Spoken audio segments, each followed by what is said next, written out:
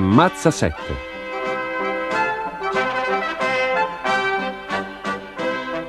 In una calda mattina d'estate, un giovane sarto sedeva nella sua bottega cucendo una camicia accanto alla finestra aperta.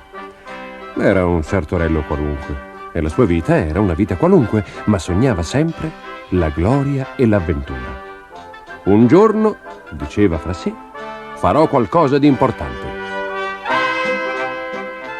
Al solo pensiero di una grande impresa gli venne una gran fame e così si tagliò una grossa fetta di pane e la spalmò con uno spesso strato di marmellata di fragole. Dette un morso alla fetta di pane e la appoggiò vicino a sé, continuando a cucire. Proprio in quell'istante entrò dalla finestra un nugolo di mosche che puntò direttamente sulla marmellata. «Sciò!» gridò il piccolo sarto e, presa in mano la camicia, menò un gran colpo. All'istante 7 mosche caddero a terra fulminate. «Che stranezza!» esclamò il giovane. 7 in un colpo. Bisogna che la gente lo sappia. Prese ago e filo e ricamò sulla sua cintura le parole 7 in un colpo. «Perfetto», disse.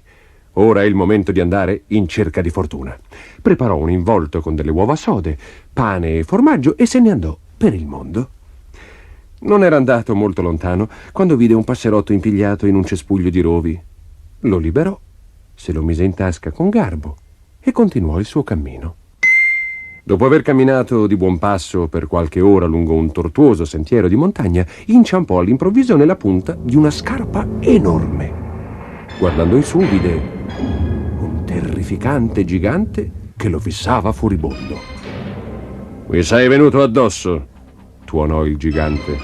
«Piccolo verme, ho proprio voglia di spiaccicarti sotto la scarpa».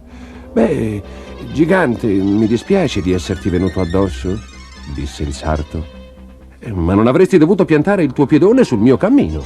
E si parò davanti all'omone con aria spavalda e con le mani sui fianchi, in modo che quello potesse vedere la scritta sulla sua cintura. 7 in un colpo, lesse il gigante. «Non ci credo, un omuncolo come te.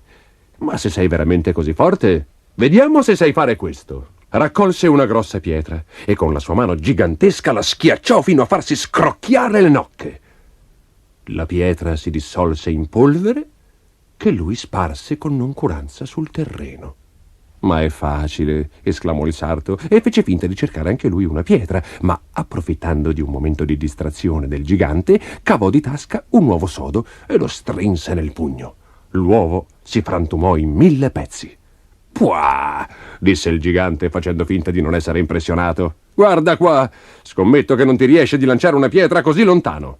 E preso un sasso lo scagliò giù per il pendio. «Facile», rise il piccolo sarto, ma invece di prendere una pietra cavò l'uccellino di tasca e lo lanciò in aria. Questo frullò in aria, su, sempre più su, e scomparve fra i rami di un bosco lontano.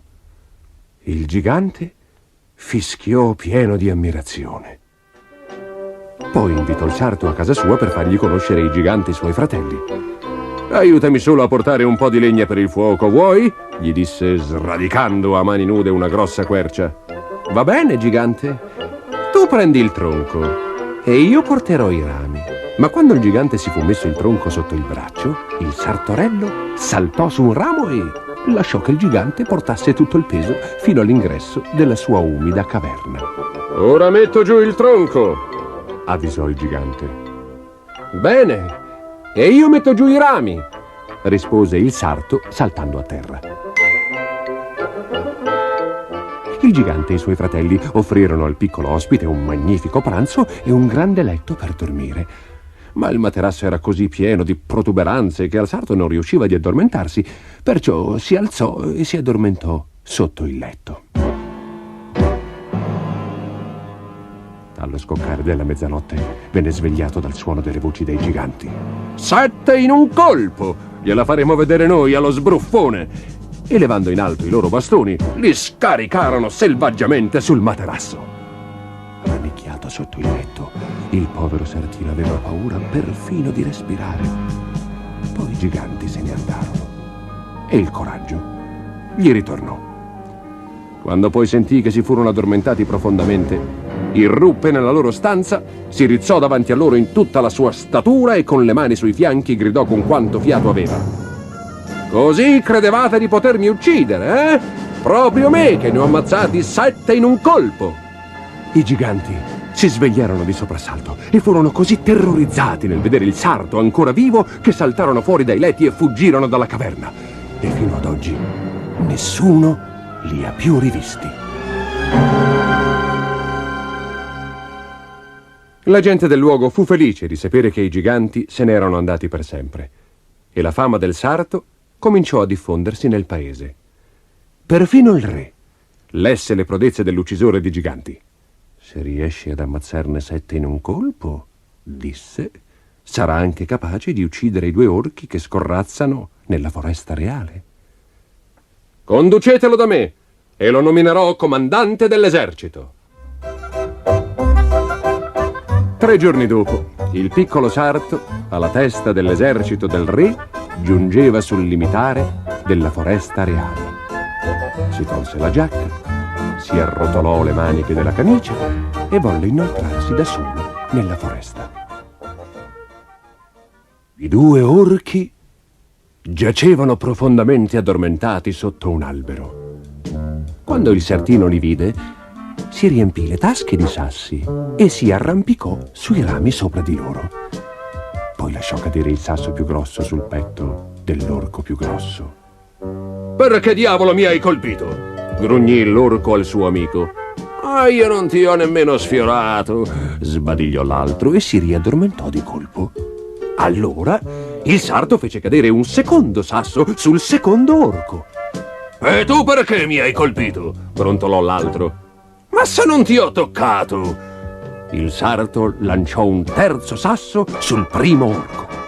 Con un grido furibondo l'orco si alzò e afferrando l'amico tirò in piedi anche lui. «Questa è la seconda volta che mi colpisci, bue senza cervello!» «Io non ti ho colpito!» strillò l'altro. «Sì che l'hai fatto!» ruggì il primo e sbraitavano e strepitavano infuriati agitando le braccia come pale da mulino. Poi uno di loro sradicò un albero per usarlo a mo' di clava e l'altro l'acchiappò per la vita e lo scaraventò per terra. Lontano, fermi sul limitare della foresta reale, i soldati che udivano quel terribile fracasso e le urla furibonde tremavano al pensiero della sorte del giovane. Al crepuscolo, tutto fu silenzio nella foresta e nel silenzio si udì squillare una voce argentina. «Potete avvicinarvi ora, uomini! L'ho fatta finita con questi rammolliti!» Quando i soldati lo raggiunsero, lo trovarono trionfante con un piede ben piantato su ciascuno dei 2 orchi. La fama dell'ardito sartino dilagò come un incendio, ma quando il re ne venne a conoscenza, cominciò a temere quell'uccisore di giganti. Che succederebbe se gli venisse in mente di pretendere la mia corona? Pensò. Nessuno potrebbe fermarlo. E decise di inviare il sarto a morte sicura. «Voglio che tu catturi il feroce unicorno che ha ucciso così tanti miei soldati. E se riuscirai a catturarlo vivo, ti darò la metà del mio regno e la mano di mia figlia». «D'accordo, maestà», rispose con baldanza il sarto, e presa un'ascia e un rotolo di corda, se ne andò da solo a caccia dell'unicorno. All'imbrunire arrivò al bosco dove l'animale viveva e si inoltrò silenziosamente nella macchia. Per un po' non vide niente, ma poi udì un minaccioso scalpitare di zoccoli. All'improvviso, da dietro un masso apparve l'unicorno. Con un feroce nitrito, l'indiavolato animale abbassò la testa e si preparò a caricare. Si avvicinava sempre più a un vertiginoso galoppo e il suo lungo e aguzzo corno ritorto scintillava ai raggi del sole morente. Proprio all'ultimo istante il piccolo sarto balzò di lato e l'unicorno andò a sbattere dritto dritto contro un'enorme quercia, rimanendo con il corno incastrato nel tronco. L'animale lottò per un'ora nel tentativo di liberarsi, poi si arrese. Allora il sarto, disincastrato il corno dal legno, gli legò la corda intorno al collo e lo condusse tranquillamente a palazzo. È difficile dire se quello che terrorizzò di più il re fu la vista dell'ardito sartino sano e salvo, o quella del feroce unicorno legato pacificamente nel cortile, ma doveva mantenere la sua promessa. Il re dunque consegnò la metà del suo regno al giovane sarto e gli diede in sposa sua figlia.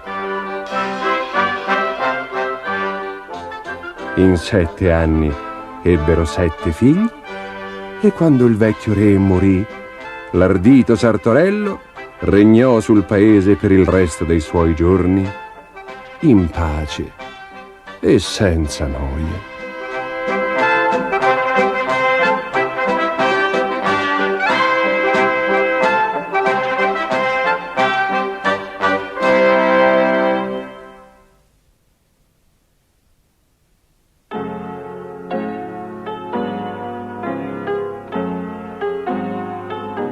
Il lupo travestito da pecora.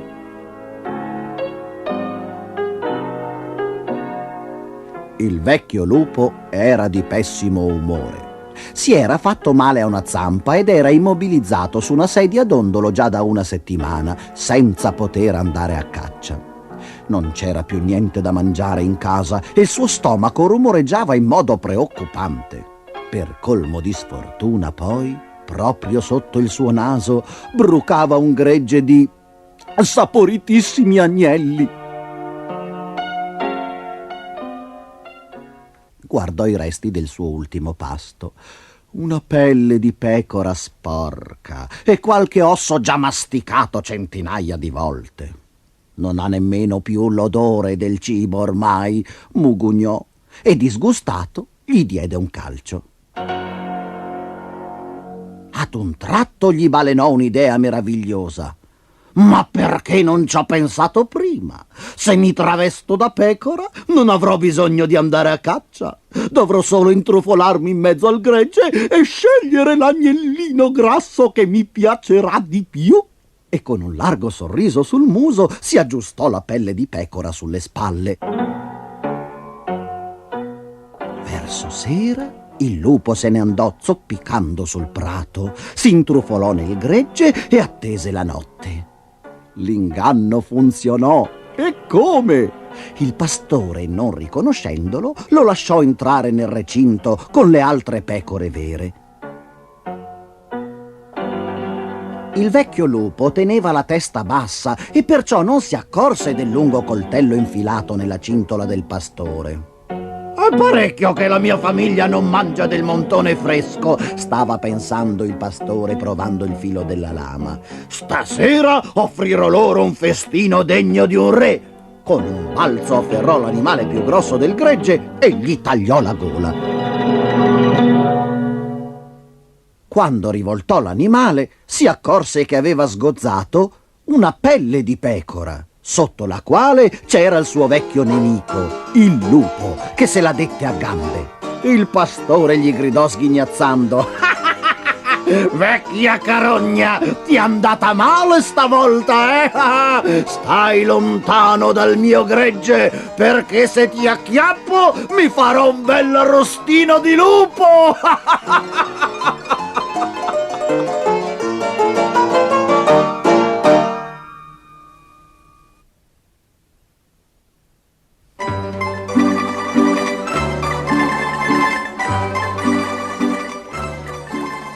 Più saggia dello zar.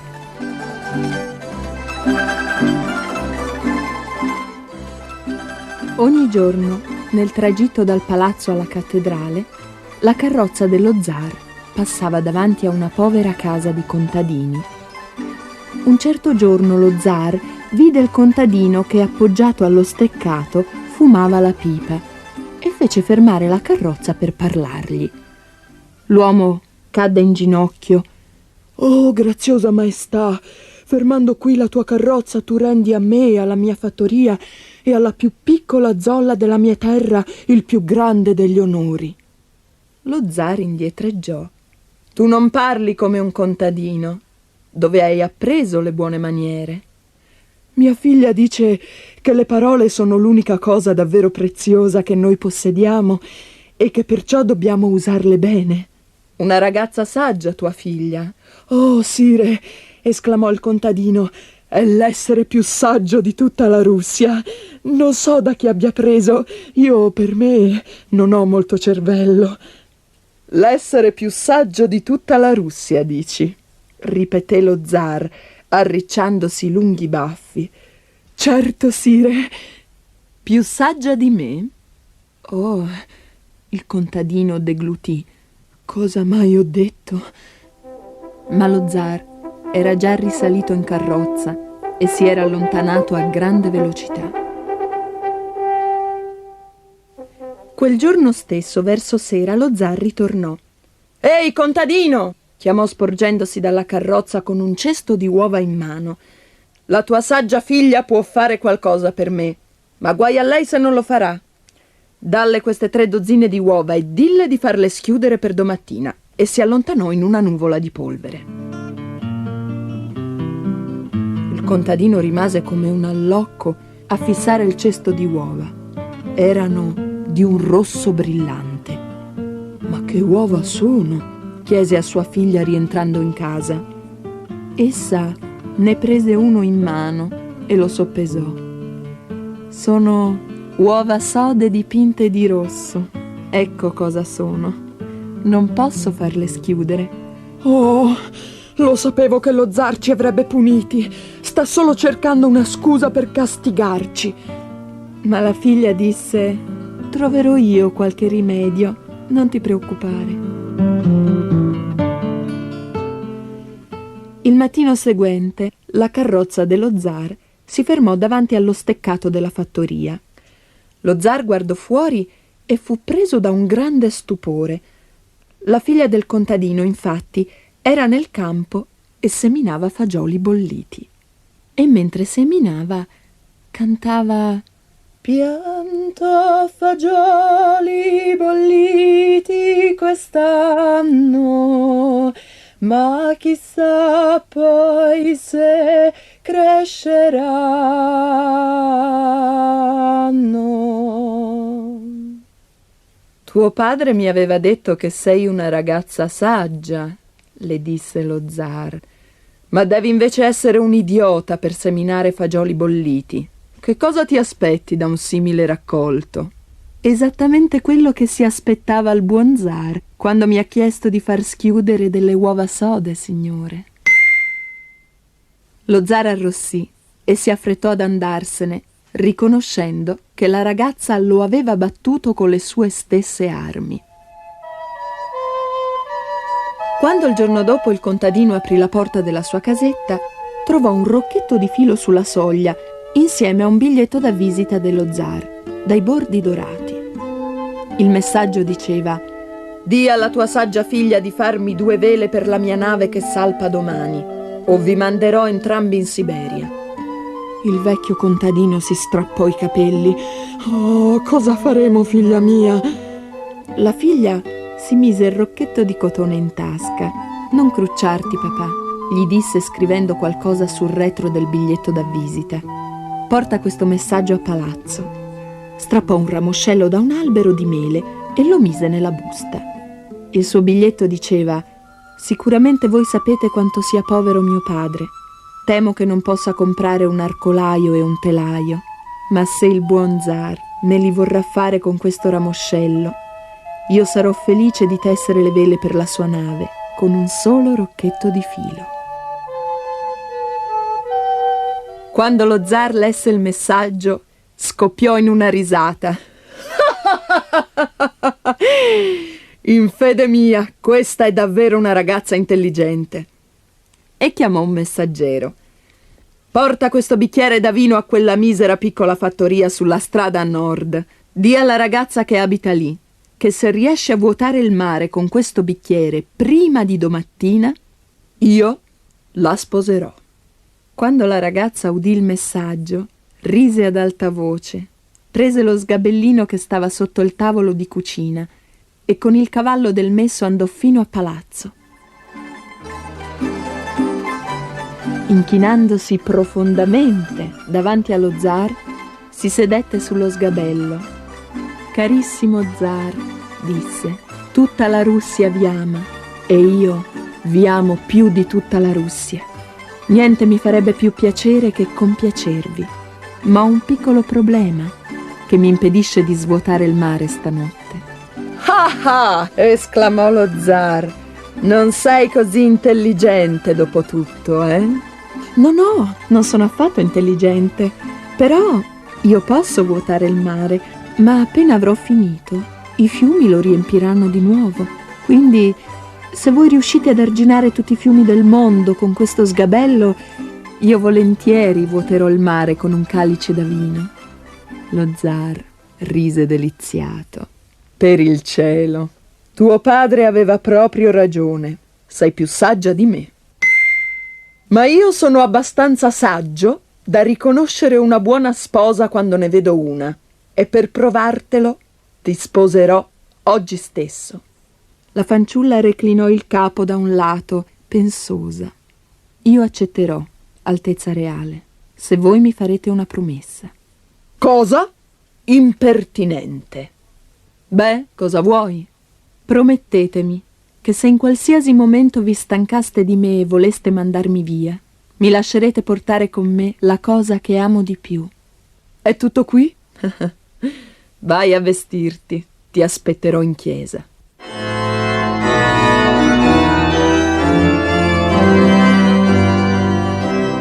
E così la povera figlia del contadino diventò la zarina di tutte le Russie e la coppia visse felicemente per molti anni.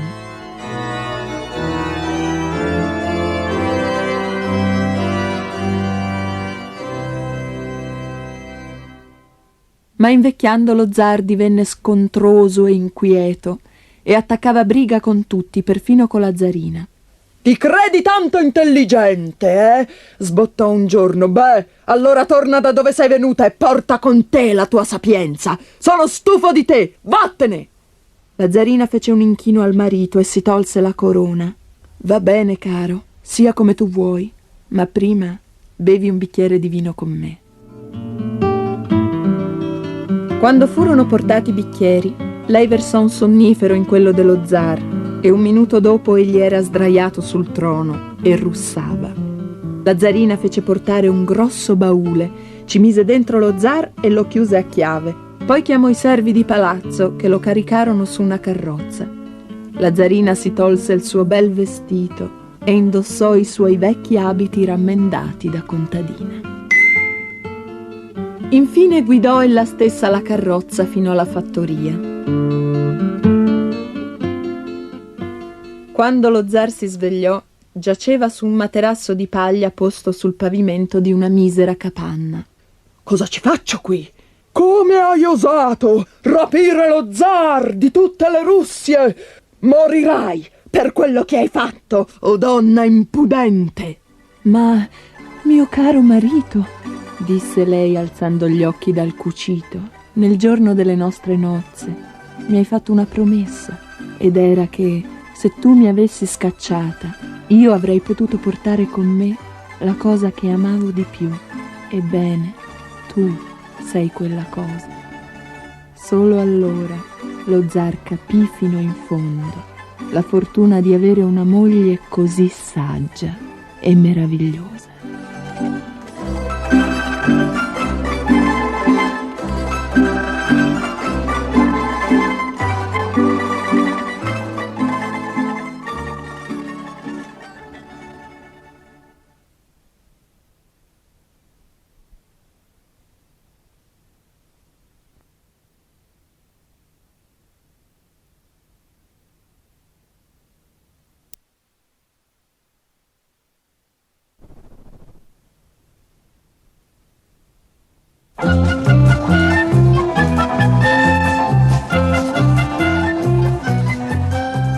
Vicky e il go-kart magico.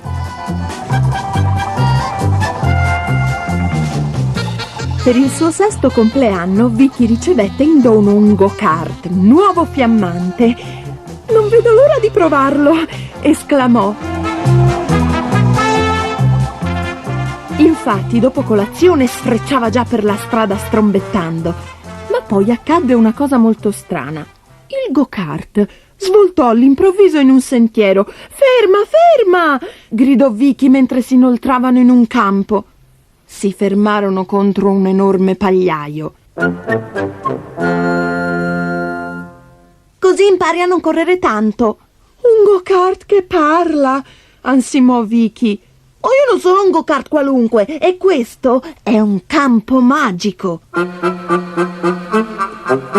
Suonò un motivetto con le trombe e nel pagliaio si spalancò una porta. Il go-kart vi sfrecciò dentro. Vicky si guardò intorno. Gli alberi erano rosa e blu. Frutti multicolori pendevano dai rami. «Ne posso cogliere uno?» chiese. «Va bene, ma fai presto». Poi vide un cartello: «Al villaggio dei fuochi artificiali». «Vieni, go-kart, andiamoci!» e via di corsa. Mentre si avvicinavano al villaggio, il cielo divenne sempre più scuro, finché un razzo enorme esplose sopra di loro, lasciandosi dietro una coda di stelle argentate. Dovunque guardasse Vicky vedeva bandiere, stendardi e lampioncini illuminati. Centinaia di giocattoli facevano ala, agitando dei bastoncini che sprizzavano scintille. Poi Vicky vide una bambola di porcellana in una lucente macchina gialla e un pagliaccio che avviava il motore di un'altra vettura. «Guarda! Go-kart! C'è una corsa!»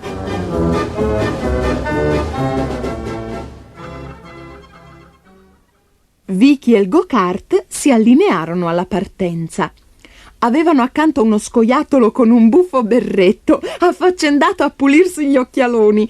Un soldatino di piombo agitò una bandierina e via! Tutti rombando! Vrum, vrum, vrum, vrum! Sfrecciarono davanti a una folla di giocattoli plaudenti. La macchina dello scoiattolo si guastò e la bambola di porcellana passò in testa. «Stiamo perdendo!» gridò Vicky, ma il go-kart attraversò un ponte a tutta velocità e si infilò in un tunnel chiamato scorciatoia del tunnel ridente. Una volta dentro il tunnel, Vicky e il go-kart cominciarono a ridere e risero tanto che quando arrivarono alla fine il tunnel tremava tutto. «Siamo al secondo posto!» disse Vicky quando furono di nuovo all'aperto. Con un ultimo sforzo il go-kart sorpassò la bambola di porcellana e tagliò per primo il traguardo. La folla pareva impazzita.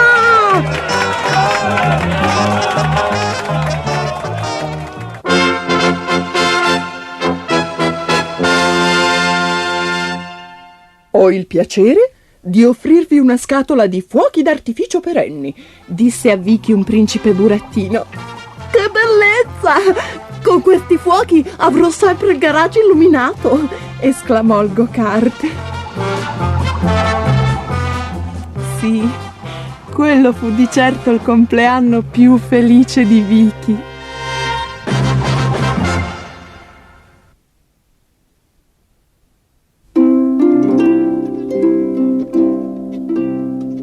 Heidi. Insieme sulle montagne.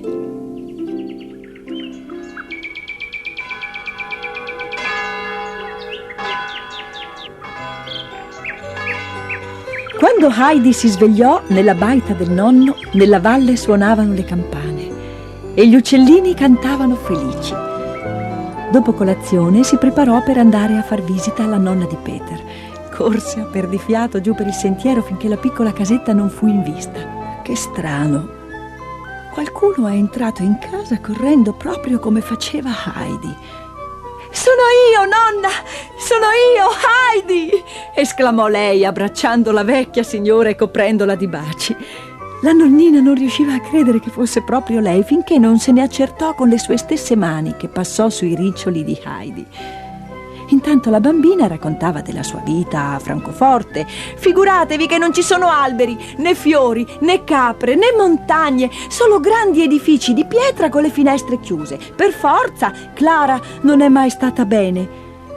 Anche tu non hai più le tue belle guancine rosa, disse la mamma. Peter non ti riconoscerà quando torna a casa da scuola. Oh, io sto bene. Sono stata malata di nostalgia, ma ora che sono dal nonno mi sento meglio. Poi, senza dire niente, Heidi prese un libro di canzoni da uno scaffale e ne soffiò via la polvere. Cosa vuoi che ti legga, nonnina? Chiese alla vecchia signora.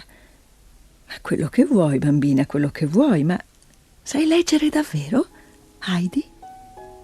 Ecco, qui ce n'è una che parla del sole. Credo che ti piacerà. Il sole dorato illumina il prato e dispensa il suo calore su di noi con amore. Heidi, sai leggere davvero? E Heidi continuò a leggere finché la porta della casetta si aprì e comparve Peter. La bambina felice gli corse incontro e lo abbracciò, e non è vero che lui non la riconobbe. Heidi gli raccontò tutto quello che aveva fatto in città, soprattutto che aveva imparato a leggere. E quando Peter ammise che lui invece non aveva ancora imparato, Heidi gli disse: «Domani andremo su al picco dell'avvoltoio e ti darò la prima lezione. Davvero riuscirai a insegnarmi?» «Certamente, vedrai».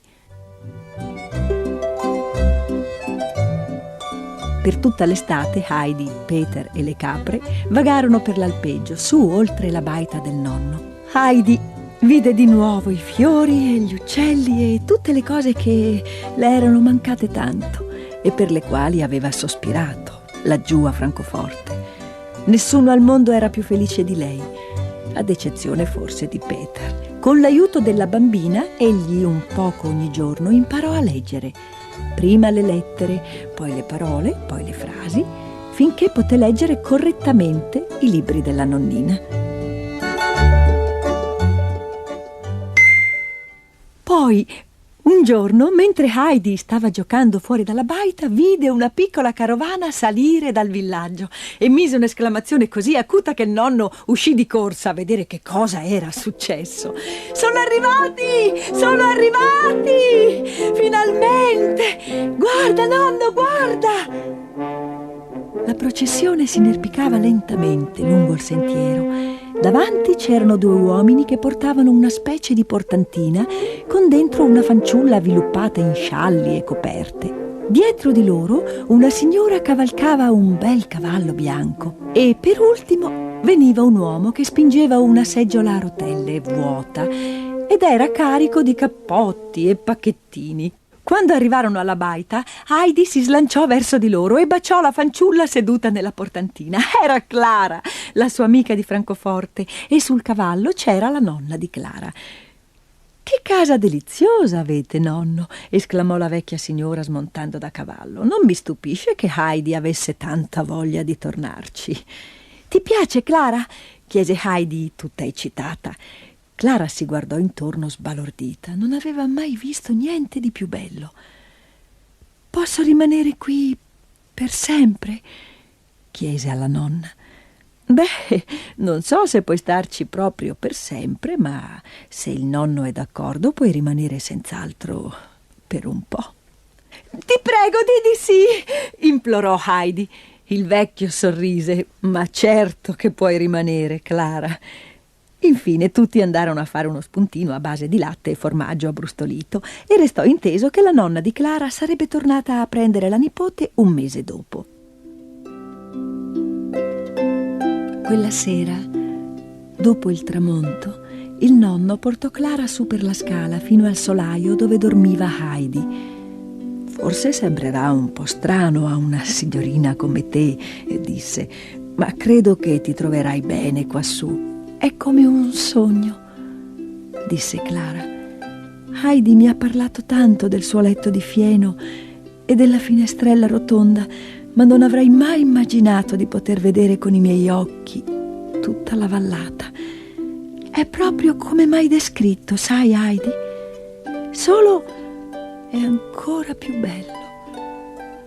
E domani conoscerò Peter e la nonnina e tutte le capre. Oh, sono così felice!»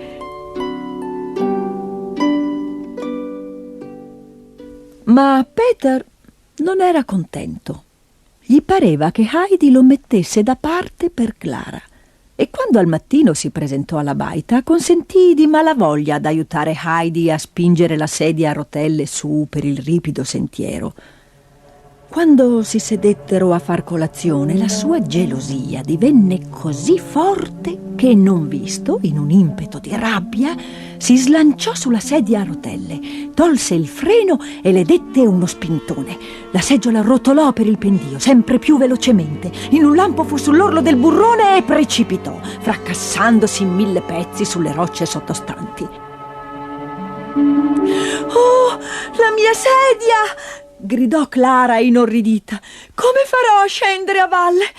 Oh, se potessi camminare!» «Ti aiuteremo noi a scendere», le disse Heidi. «Mettimi un braccio intorno al collo e con l'altro prendi Peter sotto braccio. Ora appoggiati bene e noi ti porteremo. D'accordo?» Ma Clara non era leggera e presto si stancarono. «Appoggia bene un piede per terra», le disse Heidi. Clara ubbidì. «Adesso l'altro». Sostenuta da Peter e da Heidi, Clara tentò 2 brevi passetti. «Credo che ce la farò, Heidi». Lentamente, faticosamente, Clara fece un passo, poi un altro. «Cammino! Guardatemi! Cammino!» Clara si teneva forte a Peter e a Heidi, ma scoprì che riusciva a muovere dei passi da sola. Per la prima volta camminava. Heidi era fuori di sé dalla gioia. «Se il nonno e la tua nonna potessero vederti! Ora potrai venire con noi in montagna tutti i giorni!» Camminarono ancora un po', poi si fermarono per riposare. Il sole scottava e dopo un po', sia per le emozioni della mattinata che per il profumo inebriante dei fiori, si addormentarono profondamente, tutti e 3. Dormirono fino al tramonto, quando il nonno, in pensiero per il loro ritardo, salì a cercarli chiamandoli a gran voce. Heidi si svegliò e corse da lui. «Nonno! Nonno! Clara, cammina!» «Cosa? Ma che dici, bambina? Non è possibile!» Ma sorridendo e sostenendola, esortò Clara a camminare. Lentamente, con attenzione, la bambina compì effettivamente qualche passo. «È meraviglioso!» esclamò il nonno. «Ma non dobbiamo esagerare!»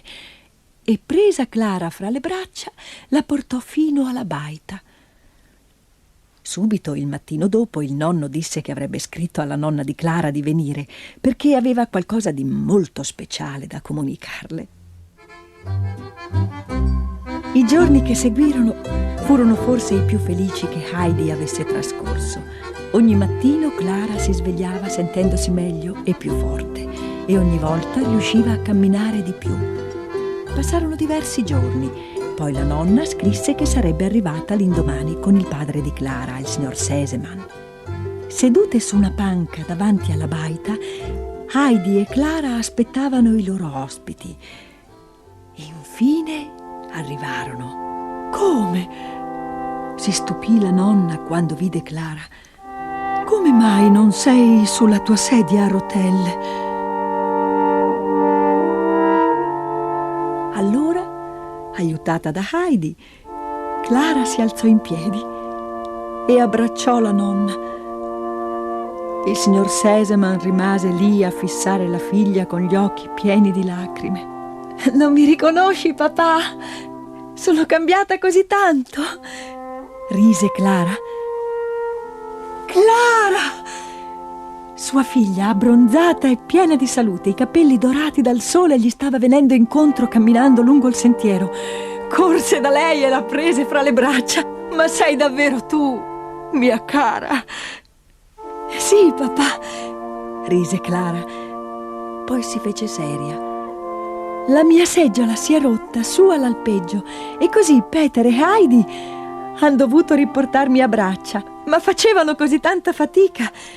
Ho proprio dovuto camminare. Dovevo farlo». Heidi, la nonna, il nonno e Peter li raggiunsero. Andarono tutti insieme alla casetta di Peter a festeggiare l'avvenimento. Il rumore delle loro risate si sparse per la valle e trovò eco fra le montagne. Il nonno, intimidito e goffo nel suo vestito migliore, cantò una canzone presa dal libro della nonnina. «Che bella voce avete!» esclamò nonna Sesemann. «Dovreste cantare nel coro della chiesa!» E con gran stupore di tutti, il nonno rispose: «Penso proprio che lo farò, se mi vorranno. Comunque dovrò portare giù a Dörfli Heidi per la scuola l'inverno prossimo».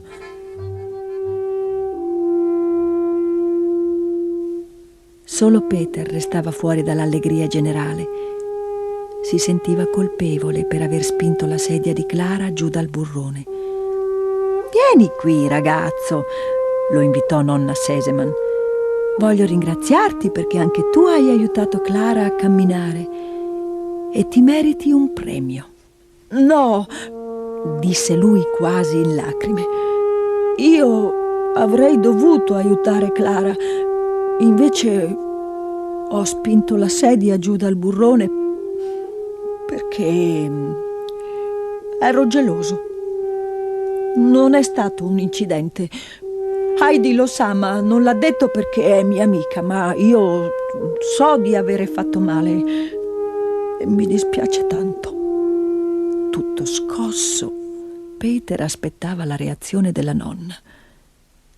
«Beh, sì, non è molto bello quello che hai fatto», disse la vecchia signora, «ma è servito a far camminare Clara, quindi non devi più essere triste, perché anzi le hai fatto un favore».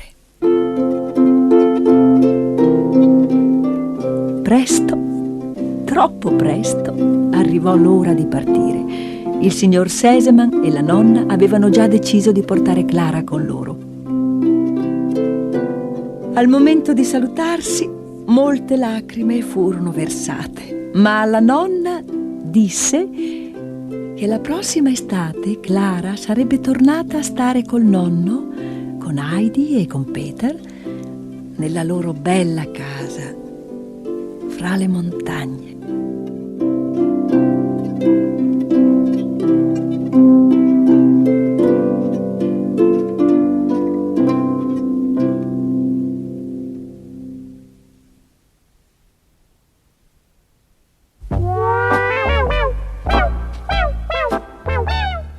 Il coniglio forzuto.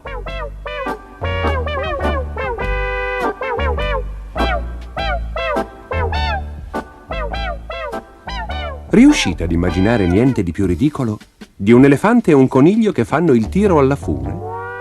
Beh, un giorno, parecchio tempo fa, è successo proprio così. Coniglio sfidò elefante. «Sono piccolo, ma sono forte quanto te».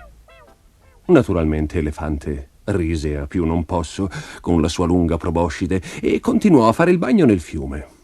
«Se domani porto con me una corda», chiese Coniglio, «proverai la tua forza contro la mia in un tiro alla fune?» «Va bene, vai a prendere la tua fune allora», rispose Elefante e continuò ad affilarsi le sue lunghe zanne contro la roccia. Ma prima di andare a prendere la corda, Coniglio fece un'altra visita.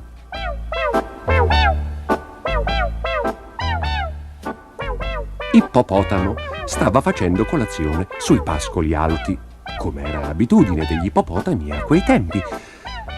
«Fai attenzione a dove ti siedi», disse quando vide Coniglio. «Potrei calpestarti per sbaglio». «Non preoccuparti per me», rispose Coniglio. «Sono piccolo, ma anche immensamente forte. E se ne hai voglia te lo proverò domani in un tiro alla fune». Ippo sbadigliò pigramente. «Non mi piacerebbe farti del male, ma se proprio vuoi». E si spostò su un'altra collinetta, avendo ormai completamente spiaccicata la precedente. Il giorno dopo, Coniglio arrivò tutto curvo sotto il peso di una lunga corda. Elefante era già sul posto Coniglio gli passò un capo della corda e il pachiderma se la attorcigliò intorno alla spessa e grigia proboscide. «Ora indietreggia», gli disse Coniglio, «e quando la corda sarà tesa possiamo cominciare a tirare». Elefante indietreggiò fino in mezzo alla giungla, proprio mentre Ippopotamo scendeva goffamente verso la pianura. Coniglio diede l'altra estremità della corda a Ippo. «Ho lasciato l'altro capo della corda nella giungla.